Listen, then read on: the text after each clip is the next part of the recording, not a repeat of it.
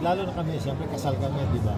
I think importante talaga yung open yung line of communication.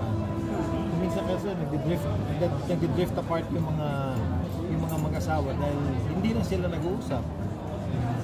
Tsaka importante talaga that you pray together and you always tell each other how much you love each other. Ganun ka ba? So Mayor, ganun ka kay kay Mayor? Everyday? Ang tagal niyo. I love you lagi ako doon. Wow. Ang tagal niyo nang hiwalay na nasa Ormoc yung isa nasa Manila eh. Pero, so anong schedule mo ngayon sa Congress? Every when ka umuwi? Kasi di ba half a week lang kami dito. So pagkatapos dito, umuwi na ako sa Ormoc. Pero kung minsan, siya naman yung kailangan pumunta dito, hindi na ako dito dahil nandito na siya.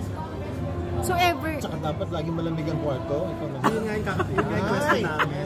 Kapag tumatagal ba ang relationship lalong umiinit ba yung pagmamahal? Dapat yun. Tuloy-tuloy lang. Pero yung usapan niya namin ni Lucy, gusto ba namin isa pang baby? Oo. Yung pa na tinatanong Kasi talaga kayo, hindi ko alam kung kaya pa natin. Ang hirap eh, siyempre ang age, diba? Sino ang age niya? Beto na 20 na anak natin. Jerry, ayun mo 70 na tayo. Oo, diba? Yun na. Pero kung ever ba... Quality of life talaga ng bata iniisip namin. So like for Lucy, hindi ko alam ba? Kasi siyempre yung quality of life ng bata importante. Can we attend to them? Ugod ka na.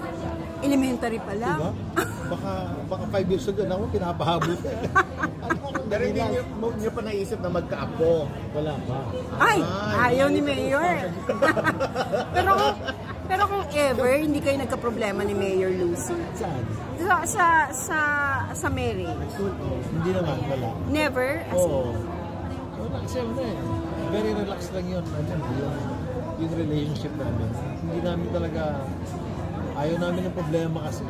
So pag mayroon dumating naman ng problema, we try to resolve it kaagad. Hindi na namin pinapalaki. Pero tingin mo ba kung nagkakasawa ka? Like, halimbawa mag-boyfriend-girlfriend pa lang yung Catherine Daniel, Kim Zia. 11 years. Eh, yun naman maintindihan natin kasi mag-shota pa rin. Pero pag mag-asawa, iba na yun. Iba pag mag-asawa. Pero integrated na ba talaga sa inyo si Miggy?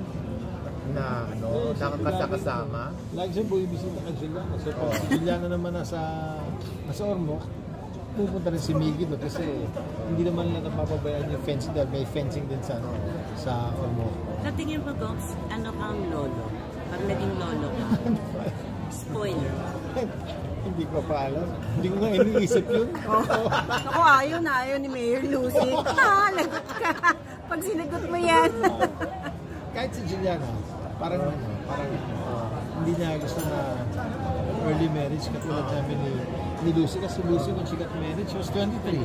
Yung age ni Juliana ngayon. Naku. 23 siya nung pinakasalan ko siya. Pero kung... Maaga na baliw si Lucy sa akin. Bongga.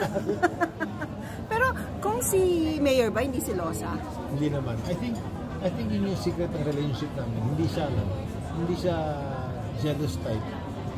Saka yung time na yan, siyempre, di ba mag-gets ka nun? Kasi ka ng pag-artista kayo, di ba?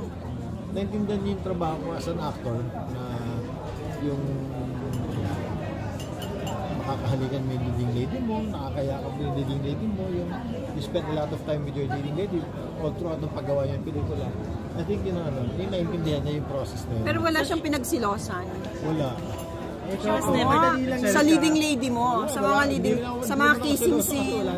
Walang pagsisilosan eh. Pero yung mga kissing scene, let's say umuwi ka from the shooting. Eh, kinikwento ko sa kanya. Oo, sabi ko, kissing scene kami ng leading lady ko eh. Sabi, ganito ko nga sila nalagyan. Ayun pala. Nakabigil sila. Pag walang video, okay lang. Grabe si Jerry. She was never jealous of Sharon or any of your exes. Hindi. In fact, he's very friendly to them. Kasi naman trabaho talaga eh. Kung ano masasabi mo sa mga batang